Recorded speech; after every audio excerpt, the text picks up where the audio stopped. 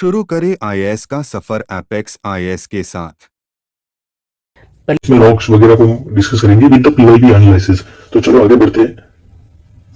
तो देखो रॉक्स के अंदर देखते हैं तो रॉक्स का क्या है। रॉक्स में जैसे लावा जो होता है, लावा ऊपर आता है वो अगर क्रस्ट के ऊपर मतलब होता है ठंडा होता है, वोल्केनिक इरप्शन होता है, ठंडा होता है तो फिर वो धीरे धीरे वहां पे लैंडफॉर्म होने लगता है, वहां पे तो रॉक्स बनने लगती है। अंदर भी पोर्शन होता है, इंटर में अगर क्रस्ट के अंदर जम जाता है या बाहर जम जाता है तो दो टाइप की होती है, इंटरनल भी होती है, एक्सटर्नल भी होती है। तो इसमें आगे बढ़ते हैं, ठीक है। तो रॉक्स देखो, रॉक साइकिल पहले क्या होता है, इग्निशियस रॉक। तो देखो देयर आर 3 टाइप रॉक्स होती है। कौन सी होती है? एक तो होती है इग्निशियस रॉक, एक होती है सेडिमेंटरी रॉक्स होती है, एक होती है मेटामॉर्फिक रॉक्स। तो इग्निशियस रॉक होती है, ठीक है। अब ये साइकिल समझने से पहले हम इनके बारे में जरूर पढ़ेंगे कि भाई ये चीजें है क्या। अब इग्निशियस रॉक है वो उसको बोलते हैं प्राइमरली, जो इग्निशियस रॉक है ना उसको बोलते हैं प्राइमरली, ठीक है। ये आउट ऑफ मैग्मा एंड लावा, तो इसको क्योंकि डायरेक्ट सीधे मैग्मा और लावा से बनती है इसीलिए इसको प्राइमरी बोलते हैं। एज एग्जाम्पल अब आपको याद रखना, एक तो granite, Garbo, pegmatite, basalt are the some example of the igneous rock. Granite, Garbo, pegmatite और बेसाल्ट। इग्निशियस रॉक होती है क्रिस्टलाइन स्ट्रक्चर में होती है, ठीक है। एक होती है एक्सट्रेंसिव रॉक्स, एक होती है इंट्रूसिव रॉक। इंट्रूसिव मतलब होती है molten metal not able to reach surface, जो अंदर इन है ना, अंदर जाती है, सरफेस पे नहीं आ पाती, तो वो एक्सट्रेंसिव जो सरफेस पे आती है। तो आई होप कि इसमें सेडिमेंटरी रॉक जो होती है वो होती है डेनोटेशन जो होता है, ठीक है, उनसे फॉर्म होती है ना, वेदरिंग वगैरह जो होता है। जैसे इग्निशियस रॉक थी, तो इग्निशियस रॉक जो है उसका वेदरिंग हो गया, वेदरिंग वो बिखर गई और वापस डिपोजिशन हुआ, तो उससे जो रॉक्स बनती है उसको होता है सेडिमेंटरी। अब मैं आपको ये बताता हूँ, सेडिमेंटरी रॉक्स है ना, उसके अंदर जो मिलते हैं हमें क्या मिलेंगे, जैसे ऑयल्स वगैरह, जो पेट्रोल वगैरह, डीजल्स वगैरह, फॉसिल्स जो होता है इनके अंदर मिलेंगे। इनके अंदर क्या मिलेंगे, इग्निशियस रॉक के अंदर मिलेंगे हमको, वो मिलेंगे मिनरल्स। क्या मिलेंगे? मिनरल्स। ये हो गई। अब देखो जियोमॉर्फोलॉजी जो कहते हैं, जो study of physical feature of the surface of earth को कहते हैं जियोमॉर्फोलॉजी। तो आपको ध्यान होना चाहिए ये प्रोसेस है। अब इससे पहले हम अर्थ के जो इग्निशियस मेटामॉर्फिक जो होती है वो क्या होती है, मेटामॉर्फिक जो होती है ना, वो एक टाइप की जो अर्थ की जो प्रोसेस होती है, क्या जिसमें कहते हैं ना वो प्रेशर वगैरह क्रिएट होना, तो उससे जो pressure, chemical pressure, physical pressure से जो क्रिएट होता है, उससे जो प्रोसेस बनती है वो मेटामॉर्फिक, यानी मेटामॉर्फ प्रोसेस से बन रही है, उसको कहते हैं मेटामॉर्फिक। ये सेडिमेंटरी रॉक से भी बन सकती है, इग्निशियस रॉक से भी बनती है, मैग्मा से भी बन सकती है, तो वो मेटामॉर्फिक होगी, थर्ड टाइप रॉक, ठीक है। अब वापस देखते हैं, सेडिमेंटरी जो होती है उसमें 3 टाइप, एक तो होती है क्लासिक, एक होती है केमिकल और एक होती है बायोलॉजिक। देखिए देखो, कॉन्ग्लोमरेट, बकेशिया, बरेशिया, सैंडस्टोन, लाइमस्टोन, मडस्टोन और शेल, ये है क्लासिक, ठीक है। दूसरा लाइमस्टोन, लाइमस्टोन सब में आता है, लाइमस्टोन, लोलोस्टोन और बास्पी, ये सब नाम याद रखना कि इसमें ऑप्शन आ जाए कि कौन सी जो है वो सेडिमेंटरी रॉक से, कौन सी नहीं है। कोल्ड शर्ट ये है बायोलॉजी, ये सब रॉक। इग्निशियस में इंटरेस्टिव एक्सट्रूसिव, जैसे गार्बो, डोराइट, ग्रोबोनाइट, ग्रेनाइट जो होती है वो इंट्रूसिव होती है। एक्सट्रूसिव कौन सी होती है, वो होती है बेसाल्ट, एंडोसाइट, डिसाइट और रागोनाइट। फिर आती है मेटामॉर्फिक। मेटामॉर्फिक में फोलाइट होती है, एक होती है नॉन फोलिएटेड। फोलिएटेड में होती है सेलट, सिस्ट और निस, ये होती है फोलिएटेड। नॉन फोलिएटेड कॉटज और मार्बल जो होती है नॉन फोलिएटेड होती है। तो आई होप कि आपको इतना ही जानना था। अब होती है जियोमॉर्फिक, एक प्रोसेस आती है। जियोमॉर्फिक प्रोसेस में हम देखते हैं कि जियोमॉर्फिक प्रोसेस क्या है। उसमें जो लैंड फॉर्म होता है अर्थ के अंदर, वोल्केनिक इरप्शन हो गया, कैसे कैसे लैंड फॉर्म होता है, क्या क्या जो मूवमेंट होते हैं। एक होता है एंडोजेनिक मूवमेंट, होता है एक्सोजेनिक। एंडोजेनिक मतलब जो अर्थ के अंदर से होता है, एक्सोजेनिक जो अर्थ के आउटर साइड से होता है। एंडोजेनिक एक देखे तो होता है डायस्ट्रोफॉर्मिज्म, एक होता है सडन। सडन में जैसे अर्थ को वोल्केनो हो गया तो अचानक हो गया। एंड डायस्ट्रोफॉर्मिज्म जैसे एक होता है एपिरोजेनिक हो गया, एक ओरिजोजेनिक। एपिरोजेनिक होता है जो पूरे एक बड़े लैंड फॉर्म जो अर्थ का पोर्शन है वो अप्स एंड डाउन कर देता है, और लंबी प्रोसेस है, ठीक है। और ओरिजोनिक जो होती है जैसे कहते हैं ना, ये कन्वर्जन प्लेट्स होगी, डायवर्जन बाउंड्रीज होगी, इनसे जो होता है उसमें ओरिजोनिक कहते हैं, टेंशन और कंप्रेशन होता है। एक्सोजेनिक जैसे वेदरिंग हो गया, इरोजन हो गया। वेदरिंग में फिजिकल, केमिकल, बायो, इरोजन में आइस, वाटर, सी, विंड, एक्सोजेनिक। अब देखो क्वेश्चन, अब देखो क्वेश्चन अब कैसा आता है। Consider the following statement about sedimentary rocks. Sedimentary rock से रिलेटेड क्या क्वेश्चन है। Sedimentary rocks are formed at the earth surface by the hydrological system. दूसरा, the formation of sedimentary rocks involves weathering of pre existing rocks, ठीक है, ये पूछ रहा है। दूसरा, सेडिमेंटरी रॉक्स कंटेन फॉसिल्स, बिल्कुल सही बात है, ये तो पता ही मैंने होता है। Sedimentary rocks is typically occur in layers, बिल्कुल ये डेनिटेशन होता है, लेयर होता है, यानी दो स्टेटमेंट आप ढूंढो, पहले तीन और चार, यानी दो नहीं, या तो सी होगा डी। फिर ये कहता है formation of sedimentary rocks involving weathering and pre existing rock के वेदरिंग होता है, बिल्कुल सही बात है, वेदरिंग होनी, यानी अभी तक नहीं। Sedimentary rocks are formed at the earth surface by the hydrological system, बिल्कुल हाइड्रोलॉजी वेदरिंग सिस्टम होगा तभी होगा हाइड्रोलॉजी, स्टेटमेंट इसके आंसर जो है सब सही है, यानी इस टाइप से पूछा है तो हमने देख लिया कि हाँ इसमें क्या आता है। एक्सोजेनिक इंटेरियल हो गया, अर्थ को एक माउंटेन स्लो, ये हमने देखना जरूरी है, ठीक है।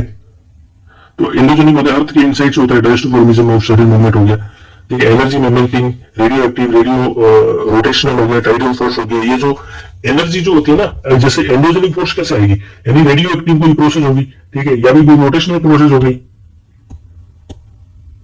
ठीक है, रोटेशनल होगी या फिर टाइडल फोर्स होगी, फ्रिक्शन हो गया, उसी से तो अंदर प्रोसेस शुरू होगी ना, तभी तो एंडोजेनिक प्रोसेस शुरू होगी। Elastoformation is the force ना, solid material on earth crust, the movement to solid material of the earth causes generated है। The process like plate tectonics, organism इपेरियोजेनिस और earthquake जो होता है, ये इसके लिए रिस्पॉन्सिबल प्रोसेस होता है डायस्टोफॉर्मेशन के लिए, ठीक है। इससे माउंटेन होता है, जैसे बाउंड्री मैंने बताया, जैसे डाइवर्जन और कन्वर्जन बाउंड्रीज होती है, कंप्रेशन और टेंशन होता है, ठीक है। एपेरियोजेनिस जो होते हैं जिसमें माउंटेन, इसमें लैंड फॉर्म होता है, अर्थ का बड़ा पोर्शन, अर्थ को आता है, ये सब इस प्रोसेस को कहते हैं, इन सब चीजों को क्या कहते हैं, डायस्टोफॉर्मेशन, ये आपको समझना है। अब देखो एपेरियोजेनिक और कॉन्टिनेंट फॉर्मिंग मूवमेंट, बड़ा लैंड हो गया तो कॉन्टिनेंट फॉर्मिंग मूवमेंट्स होते हैं। Epeirogenic movement is vertical movement, ये ध्यान रखना, earth along the radius of the earth crust, the continent building process which is involve uplift on warping of the large part of the earth crust, ये इसको अपेरियोजेनिक होता है, उससे large part of crust का बनता है, अपलिफ्ट होता है, वो होता है, ठीक है। ये राइट ब्रिजेस वगैरह ये आपको समझ, जैसे सराई नेब्रा हो गया, ब्लैक फॉरेस्ट हो गया, जर्मनी हो गया, ठीक हो गया। सब्सिडियंस होते हैं, अर्थ क्रस्ट सबमर्ज्ड होती है कोई चीजें, ठीक है, जैसे मामथ के हो गया, ठीक है, नेक्टिन क्रस्ट ट्रोपोग्राफी होगी, ये सब इसी के पार्ट है, ठीक है। ये मेंटल क्रस्ट है, अब इसमें मानेंगे। एक है ओरोजेनिक माउंटेन बिल्डिंग मूवमेंट, ठीक है। ओरोजेनिक माउंटेन जो है horizontal, orogenic movements are the horizontal movement, ये कैसा मूवमेंट है, हॉरिजॉन्टल, जबकि वो कैसा था एपियोजेनिक, वो था vertical. Horizontal movement which involve mountain building, ऐसे वर्ड याद रखने की भी उसने वर्टिकल मूवमेंट नहीं, movement mountain building through the serve folding and faulting and tangibilities of earth surface, ठीक है। Horizontal movements are through the force of compression and force the tension, वो कन्वर्जन एंड डाइवर्जन, इस type से, ठीक है। ये हमारे जैसे हिमालयस हो गया वगैरह, ये कैसे बने, एडीज हो गया, अल्पीज हो गया, ये इस चीजों को आपको ध्यान रखना है, ठीक है। रॉकीज हो गया नॉर्थ अमेरिका का, Himalayas, Rockies and Andes and Africa, ये सब हो गए। फोर्स टेंशन, देखो फोर्स कंप्रेशन से क्या होगा, कंप्रेशन से होता है फोल्ड माउंटेन बनते हैं, तो ये एग्जांपल याद रखना कि कौन से फोल्ड माउंटेन है, ठीक है। तो फोल्ड माउंटेन जो है वो हिमालय है, रॉकीज है, एडीज है, अल्पस जो है वो फोल्ड माउंटेन है, और ये किससे बनते हैं, कंप्रेशन बनते हैं। कंप्रेशन है कन्वर्जन ऑफ बाउंड्री, प्लेट इसका कन्वर्जन होता है, उससे फोल्ड बनता है, कंप्रेस करते हैं कुछ चीज को, तो फोल्ड एकदम निकल जाए, जैसे कोई कंप्रेस होगा तो फिर अंदर अंदर ऐसे फोल्ड बन जाएंगे। फिर होता है फोर्स टेंशन, यानी डाइवर्जन हो गया, डाइवर्जन हो गया हॉरिजॉन्टली इन अपोजिट डायरेक्शन, ठीक है। इसमें क्रैक्स आ जाते हैं, क्रस्ट आ जाते हैं, क्रैक्स हो गए तो क्या होगा, ऐसे ऐसे क्रैक्स होंगे, यानी ये कोई चीज थी तो उसमें क्रैक्स आ गए तो ये ब्लॉक बन गए बीच में, ऐसा क्रॉक्स आ गए, तो displacement of the rock upward and downward निकल जाएगी, कोई ऊपर निकल जाएगी, कोई टूट के नीचे हो गया, ऐसा तो इट इज रिफ्ट वैली बनाएगी, या तो रिफ्ट वैली बनाएगी जैसे अफ्रीकन रिफ्ट वैली होगी, या फिर ब्लॉक माउंटेन बनेगा, जैसे Vindhya is block mountain, Satpura mountain also block mountain, rift valley जो है नाइल की देख लो, या फिर नर्मदा देख लो, या तापी रिफ्ट देख लो, ये रिफ्ट वैली होगी। द एंडोजेनिक फोर्स जो है वो कॉन्टिनेंट ड्रिफ्ट थ्योरी, अब आपको यहाँ सब चीजें कुछ चीजें आपको जाननी है, कॉन्टिनेंट ड्रिफ्ट थ्योरी होगी, जिसको कौन अल्फ्रेड वेगनर जो थे, वेगनर उन्होंने 1920 में कॉन्टिनेंट ड्रिफ्ट थ्योरी दी थी। इन्होंने इनका ये मानना था कि वेगनर कहते थे कि देयर इज मतलब एक बड़ा लैंड मास है जिसका नाम है पेंजिया, एक पूरा लैंड मास था, और उस लैंड मास के सराउंडिंग एक प्रोसेस है, जो एक बड़ा ओशन था, उसका नाम था पेंथालासा, यानी ये तो है पेंथालासा और ये है पेंजिया और पेंथालासा हो गया, तो ठीक है। और जो फिर क्या हो गया, पेंथे और पेंजिया जो था वो दो चीजों में, दो भागों में डिवाइड हो गया है, जिसको एक तो कहते हैं जो लॉरेशिया एंड एक तो गोंडवाना लैंड, जो साउथ का पोर्शन, ये रह गया साउथ गोंडवाना, ये हो गया लॉरेशिया, इसके बीच में पानी आ गया, उसको कहते हैं टेथिस, ठीक है। ये क्यों इसके इंपेरेंट ये फॉसिल्स मिलते हैं, अगर देख लो ये जो साउथ अमेरिका और अफ्रीका का ये पोर्शन मिलता है, गिनी वाला, ठीक है, ये देख लो इंडिया का ये पोर्शन और मेडागास्कर का साइड मिलती है, तो ये कहता है इनके एविडेंस है, हमें इन तो नहीं जाना है, लेकिन आपको मोटा इससे तो आप पता लगा लोगे कि ये फोर्स ऑफ कॉन्ट्रीब्यूट मतलब drift theory include to direct, force of drift, continental drift, equator towards the intense and force of gravity, polling. इसमें कौन कौन सी है जो जिन्होंने वापस ये जो कहते हैं ना कॉन्टिनेंटल ड्रिफ्ट थ्योरी, जो उसको फोर्स किस कौन कौन से फोर्स थे? Equatorward due to the interaction of force of gravity and pole fleeing force and fluency. Westward due to the tidal, मतलब इक्वेटर साइड में रहने के कारण क्या था कि वहां ग्रेविटी खींच रही थी, या फिर पोल फीलिंग फोर्स थी वो उससे, ठीक है। या फिर जैसे वेस्टवर्ड जो कॉन्टिनेंट जा रहा था उसका था टाइडल जो चीजें हो रही थी वो खींच रहा था उसको, ठीक है, बिकॉज ऑफ अर्थ मोशन, ठीक है, इससे हो गया। साउथ अमेरिका एंड अफ्रीका ये हमने देखा क्रिटिसिज्म तो वाला, इससे जाना है नहीं में। एक कन्वेंशन थ्योरी, अब ये थी आर्थर होमरस ने दी थी, कन्वेंशन थ्योरी जो थी आर्थर होमरस ने दी थी। इसमें कहते हैं कि कन्वेक्शन करंट इन मेंटल के अंदर जो है वो कन्वेक्शन करंट है। Currents are generated due to radioactive element and causing thermal differences in mantle के अंदर। जो करंट जो है वो रेडियो एक्टिव एलिमेंट जो है ना अंदर अर्थ के, उन्होंने उनकी वजह से क्या होता है कि डिस्टर्बेंस होता है और थर्मल डिफरेंसेस आने लगता है मेंटल के अंदर। According theory the intense heat generated by the radio active substance in mantle seek to pop up escape and give rise to the formation of convection current. ये होता है rising limbs of this current meet oceanic ridge formed sea floor बनना, ठीक है। ये convection theory जो है इसी का सी फ्लोर स्प्रेडिंग बोलते हैं। सी फ्लोर स्प्रेडिंग कैसे कहने का मतलब है कि जैसे डाइवर्जेंट हो रहा है बाउंड्री के अंदर, दोनों डाइवर्ज, जैसे हम देखते हैं मिड अटलांटिक ओशन, तो इसमें सी फ्लोरिंग कैसे होता है कि भाई जब दो चीजें बीच के होते तो बीच में क्या बन रहा है, क्रैक्स बन रहा है, या फिर लावा निकल रहा है जहां से क्रैक्स बन रहा है, तो यहाँ लावा जो है वो बाहर निकल रहा है, फ्लूड हो रहा है, फ्लूड होता जा रहा है, ठीक है। न्यू आ रहा है, वो दूसरा जो ओल्ड था उसको खिंचा रहा है, नया लावा यहाँ आ रहा है, ओल्ड इधर जा रहा है, नया लावा इधर आ रहा है, ओल्ड इधर जा रहा है, ये चीजें कंटिन्यू हो रही है, इसको कहते हैं सी फ्लोर स्प्रेडिंग। तो इसमें क्वेश्चन यहाँ बन सकता है कि सी फ्लोर जो नियरेस्ट जो होगा ना, यहाँ से जो मतलब जहां से जो टेंशन क्रिएट हो रही है, ठीक है, वहां जो नियर होगा वहां तो न्यू लावा होगा, न्यू लैंड होगा, और जो जितना फार होगा वो ओल्ड लैंड होगा, ये आपको ध्यान रखना है। कन्वेंशनल थ्योरी यही है, intense heat rise to escape land, ठीक है। New oceanic crust is formed through volcanic activity generally, ये हमने बनाया सी फ्लोर स्प्रेडिंग, ठीक है। Lithosphere basically older rocks will be found further away from the spreading zone, younger rocks will be found near, तो देखा younger new होगी, पास में होगी, और जबकि ये फर्दर होगी, ये होगी है, इसको बोलते हैं कन्वर्जेंट। तो इसमें फॉल्ट माउंटेन बढ़ेंगे, ठीक है, कन्वर्ज हो गया मतलब ये डाइवर्जेंट है, तो इसमें क्या होगा, डाइवर्जेंट है तो कुछ कंपेरिजन तो हो नहीं रहा, टेंशन हो रहा है, तो इसमें क्या बड़ा क्रैक्स बनेंगे, यानी ब्लॉक माउंटेन्स बनेंगे, ठीक है, ब्लॉक माउंटेन। ये आप ये वो हो गया, और ये जैसे देखो नया नया लावा बन रहा है, न्यू आ रहा है, न्यू लैंड आ रहा है, ये क्या सी फ्लोर स्प्रेडिंग हो गया, ये चीजें होगी। अब हम देखते हैं प्लेट टेक्टोनिक। प्लेट टेक्टोनिक में क्या ये मैकेंजी और पार्कर की जो थ्योरी है, इन्होंने क्या कहा है कि प्लेट टेक्टोनिक जो है ना वो अर्थ का जो lithosphere is broken into the distinct plates, जो लिथोस्फीयर पोर्शन है ना वो अलग अलग प्लेटों में अंदर ब्रोकन है, ठीक है, ब्रोकन है, which is floating the asthenosphere. Asthenosphere जो लावा है मेंटल का अपर पोर्शन उसके ऊपर फ्लोट कर रहा है, and plates move horizontally flow कर रही है, इधर से उधर, इधर से उधर। तो आपको इतना ही पता होना चाहिए हॉरिजॉन्टली फ्लो कर रही है। देखो ये प्लेट्स है, इधर उधर मूव कर रही है, जहां से कन्वर्ज होती है वहां कन्वर्जन बाउंड्री बन जाती है, जहां से डाइवर्ज होती है ये कन्वर्जन होती है, जहां से फॉल्ट बनता है, जहां से डाइवर्जन होती है, जहां से मतलब टेंशन क्रिएट होता है और ब्लॉक माउंटेन बनता है।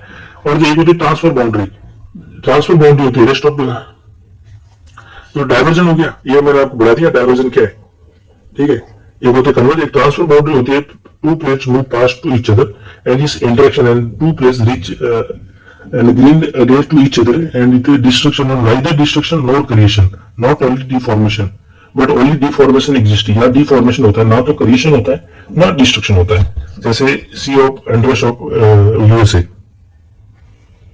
अब देखो, अब कन्वर्जन बाउंड्री होती है वो तीन टाइप से होती है, मतलब एक तो होती है ओशनिक प्लेट, यानी दो ओशनिक प्लेट है तो वो हो गई। एक होती है ओशनिक और कॉन्टिनेंटल प्लेट, यानी ओशनिक प्लेट जो होती है ना वो हैवी होती है, कॉन्टिनेंटल प्लेट जो होती है वो बड़ी थोड़ी मतलब वेटलेस होती है।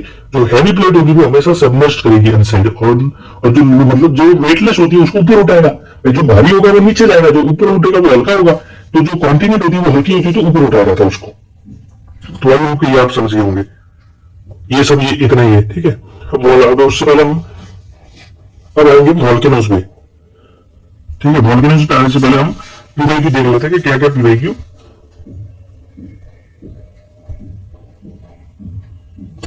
पीवाई क्यू, यहां से हम देखते हैं पीवाई क्यू कौन कौन सा। देखो एक 2019 में पीवाई क्यू आया था, 2009 में। इसमें क्या पूछा है, इसमें पूछा in the world the tropical desert occur, ये बार बार पूछा हुआ, मैं जब ओनली यही लेके आया हूँ, along with the western margin of the continent with in the trade wind belt. अब पहले तो आपको पता होना चाहिए कि मैं देखो आपको ये बता दो, ये जो पोर्शन होता है ना, ये होता है ट्रेड विंड का, ठीक है। उसके बाद जो होता है वो होता है वेस्टर्लीज, ठीक है। फिर होता है आर्कटिक, फिर होता है पोलर।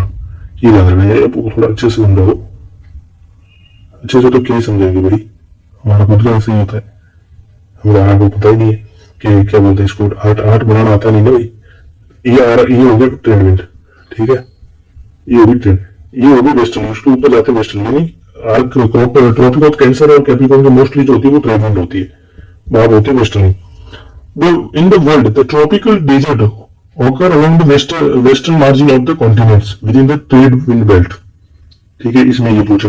दूसरा क्या पूछा था, India, in India the eastern Himalaya region get high rainfall from the northern west wind, north west wind से, ये थोड़ी होगी नॉर्थ और वेस्ट विंड से थोड़ी होती है, south west side, south west east से ये आती है ना, तो उससे होती है। तो ये स्टेटमेंट तो गलत है, नॉर्थ डाल दिया ना तो गलत है, जबकि ये बिल्कुल सही स्टेटमेंट है। वेस्टर्न मार्जिन जो होता है ना, कॉन्टिनेंट का जो वेस्टर्न मार्जिन है ना, वहां हमेशा आप देखोगे तो डेजर्ट मिलते हैं, और डेजर्ट मिलता है वो ट्रेड विंड का एरिया डायरेक्ट होता है, उसी में मिलता है। तो आंसर जो है उसका ये।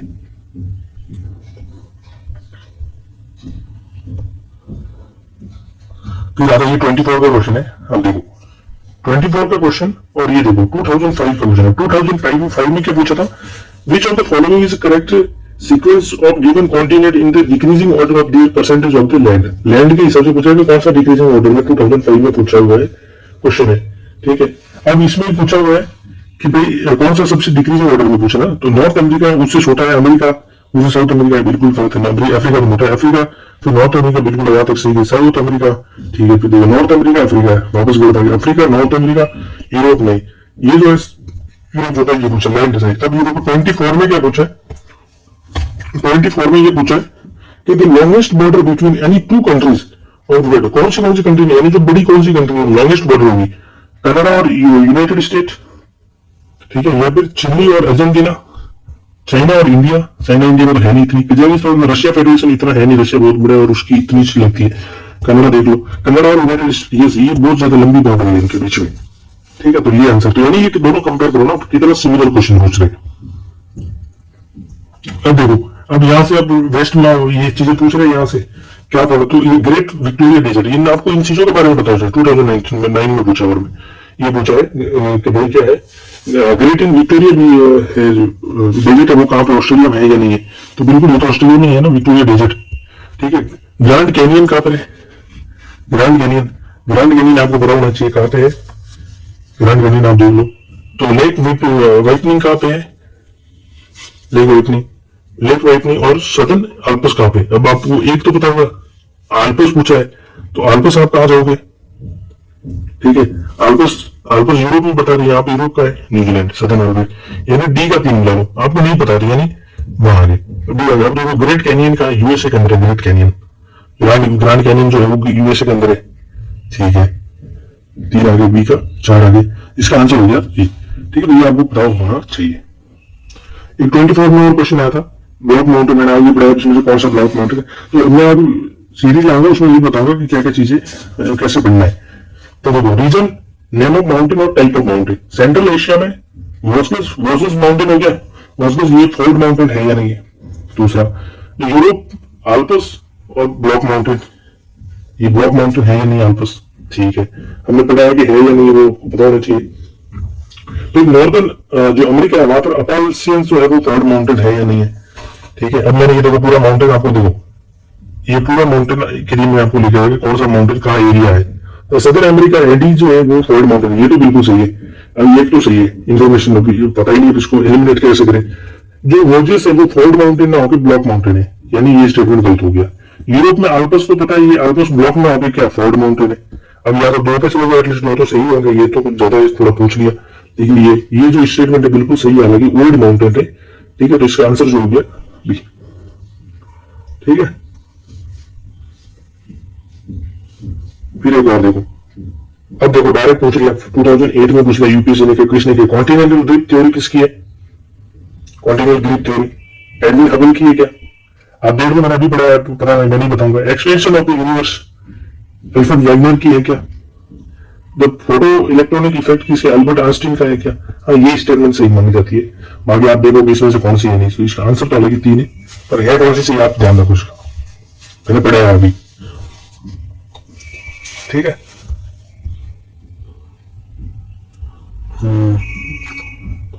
अब चलते हैं आगे और अब वॉल्केनोस देख लेते हैं।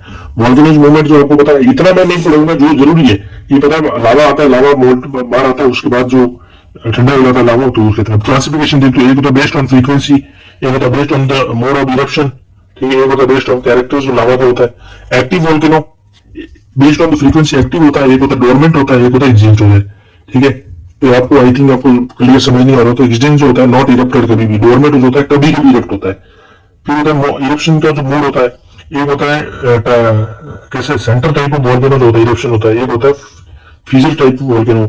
एक वॉल्केनो का जो लावा होता है उसके हिसाब से बेसिक लावा होता है, एक होता है सिल्ट, जैसे सिल्ट वॉल्केनो होगा उसमें बेसिक लावा होता है, एक वॉल्केनो होता है एसिडिक वॉल्केनो होता है, ठीक है।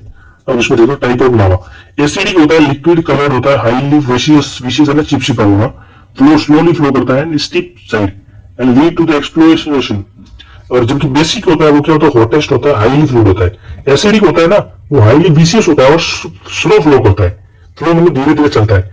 जबकि बेसिक होता है ना, वो फ्लो बहुत जल्दी से लावा निकलता है, एकदम होता है, लेकिन विशियस नहीं होता, चिपचिपा नहीं होता, ठीक है, और हाईली फ्लूइड होता है, रिच इन आयरन होता है, ठीक है, सिलिका वगैरह आए होते हैं। स्प्रेड ओवर लार्ज एरिया, जो बेसिक होता है बहुत लार्ज, जैसे सिल्ट हो गया, ये सब क्या है। देखिए इरप्शन ऑफ स्टाइल में देखिए जेंटल नोट्स, ये देखो सिल्ट वॉल्केनो का देखते हैं। सिल्ट वॉल्केनो जो है, सिल्ट वॉल्केनो जो gentle and lots of magma निकलता है। मैग्मा जो हॉट एंड विशियस होता है, फास्ट मूविंग होता है। ये जो सिल्ट वॉल्केनो में जो मैग्मा होता है वो बहुत फास्ट मूव करता है, ठीक है। गैसेस होती है वो भी होती है, यहाँ पर शेप है wide and low with gentle sloping, ठीक है। और जैसे मुंह वाला हवाई जो है वो ये हो गया, या मतलब फ्लूइड बहुत ज्यादा कर रहा है, ठीक है। दूसरा है एक होता है इरप्शन स्टाइल होती है, मेरे को इरप्शन कहते हैं विशियस सिमिलर, तो इसका इरप्शन स्टाइल देखे तो एक्सप्लोजिव होता है। ये सिंगल जो एक्सप्लोजिव होता है, erupt lava from the bridge and side and base volcano and field lava code. इतना मतलब इरप्ट होता है ना अचानक से, और उसी के अंदर फॉल हो जाता है, इतना फास्ट एंड लो विशियसिटी। इसमें विशियसिटी कम होती है, ठीक है, इसमें विशियसिटी से कम होती है। एंड हॉट तो शॉर्ट होता है, तो हॉट तो हो गया लावा है, तो expand from the basalt lava high level, spit size small crater surrounded by the debris, ठीक है, ब्रिज मैक्सिको हो गया। एक होता है, अब होता है इसको स्ट्रेबोलो जो होता है ना, जो कंपोजिट वोल्केनो, इसमें जो कंपोजिट वोल्केनो होता है एक्सप्लोजिव होता है। ये जबकि सिलेंडर मिडिल एक्सप्लोजिव होता है, जबकि कंपोजिट होता है वो एक्सप्लोजिव होता है, और ठीक है, और ये विशियस होता है, वेरी विशियस होता है कंपोजिट, ठीक है, और एक्सप्लोजिव वायलेंटली एक्सप्लोड होता है, ठीक है। शेप जो देखा स्टीप एंड साइड कॉर्न की तरह शेप होता है, मतलब बहुत सारे एकदम फुल गोभी की तरह बनता है, बहुत स्पीड से एकदम बहुत हाई लेवल तक उसकी गैस जाती है, इतना एक्सप्लोजिव होता है कंपोजिट वोल्केनो, ठीक है। जैसे फूजी हो गया जापान के अंदर। फिर लावा डॉम जो होता है, वो lava dome slow can be violent और it lava does not flow far, धीरे धीरे, इसका ज्यादा कोई महत्व नहीं है। तो ये हो गया। अब आते हैं क्वेश्चन की ओर वापस। देखो अब क्वेश्चन क्या है, volcanoes are correct, the strength of the volcano is measured by the volcano explosive index. Explosive index होता है, ये तो कॉमन स्टेटमेंट होगा। Island and Philippines are the created volcanic activity, बिल्कुल यहाँ तो वोल्केनिक एक्टिविटी ही है, ठीक है। पैसिफिक रिच है पूरी, ठीक है, सर्किल है पूरा। Volcanic soil are rich and deep and fertile and institute agriculture training, बिल्कुल ये तो नॉर्मल फर्टाइल तो होगी जब नए नए मिनरल्स आएंगे, इसका आंसर डी हो गया। दूसरा है, अभी ये आपको बता दें चिल्ड वोल्केनो कहाँ मिलता है, ठीक है, ये आपको पता होनी चाहिए स्टेटमेंट होगी। तो चिल्ड वोल्केनो कहाँ मिलता है, चिल्ड वोल्केनो हमने अभी देखा कि चिल्ड वोल्केनो कहाँ पे मिलेगा, चिल्ड वोल्केनो मिलेगा हमें हवाई वाला, चिल्ड हो गया। कंपोजिट वोल्केनो कहाँ मिलेगा हमें, कंपोजिट वोल्केनो मिलेगा हमें फिलीपींस साइड में, बहुत एक्सटेंसिव सड़क, बहुत एक्सप्लोडिव होता है। फिर कैल्डेरा हमें क्या मिलेगा, ये सब एनसीईआरटी में बहुत अच्छे से कैल्डेरा मिलेगा इंडोनेशिया में। फ्लोट बेसल्ट कहाँ मिलेगा, ये लास्ट मिलेगा इंडिया के अंदर, ठीक है। इसका जो आंसर होगा वो D. individual lava flow normally only few feet thick, but over the long period of time, repeated flow may be build up volcano and such volcano are the turn ऐसे कैसे वॉल्केनो बदल जाएंगे तो ये chilled volcano में turn हो जाएंगे। तो इसका आंसर हो गया ये। यानी ये जो जिस टाइप के क्वेश्चन पूछते हैं वो एटलीस्ट वो आप क्वेश्चन पढ़ लो। दूसरा एक क्वेश्चन और पूछा है कि बीच में कंट्री और वॉल्केनो, माउंट रेनियर कहाँ पे है? माउंट रेनियर जो है वो कहाँ पे? माउंट रेनियर जो है वो यूएसए के अंदर है, यानी एक यूएसए के अंदर। एटना एटना कहाँ पे? ठीक है, एटना जो है इटली के अंदर है। पार्शिकोटीन कहाँ पे है? पेरिकुटिन कहाँ पे? पेरिकुटिन जो है वो मैक्सिको के अंदर है। ताल जो है वो है फिलीपींस के अंदर। इसका जो आंसर ये भी हो गया। ठीक है, तो आई होप कि ये आपको मैंने वॉल्केनो से रिलेटेड जो है वो भी बता दिया। इतना आप बाकी पढ़ने आपको आइडिया लगेगी कि सही से पढ़ना है। ठीक है, लैंडफॉर्म हो गया, इंट्रूसिव जो होता है, बैथोलिथ जो होता है ना, वो सबसे नीचे जो पोर्शन होता है उसको कहते हैं बैथोलिथ। लैकोलिथ होता है, लैकोलिथ इस टाइप से होता है, लैकोलिथ होता है वो इस टाइप से होता है, यानी एक दो सतरी के जैसे नीचे जुड़ा होता है, सतरी के टाइप से होता है, वो लैकोलिथ होता है।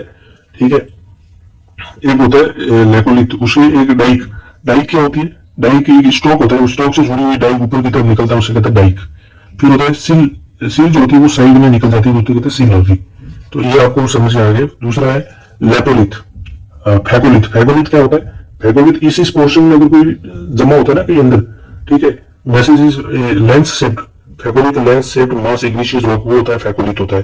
बायोलिथ हमने देखा। लैपोलिथ हो गया, लैकोलिथ, लैपोलिथ हो गया। लैपोलिथ क्या होता है? लैपोलिथ स्क्वायर शेप होता है, स्क्वायर मतलब एक इस टाइप का शेप है, इस साइड में, इस साइड के शेप के अंदर कोई जमा होता है ना, थोड़ा अंदर से डीप होता है इस टाइप का, यानी इस टाइप का मान सकते हो आप, अंदर से ये इस टाइप में होता है, उसको कहते हैं लैपोलिथ। तो बस इतना ही जानना था। कंपोजिट कौन होता है? कॉल स्ट्रा कौन सा हो गया? डिस्ट्रीब्यूशन ऑफ वोल्केनो, वोल्केनो में पूरी एक रिंग मिलती है। ठीक है, रिंग ऑफ फायर कहते हैं जिसको, जैसे hot spring, hot spring, carbon, hot, ठीक है।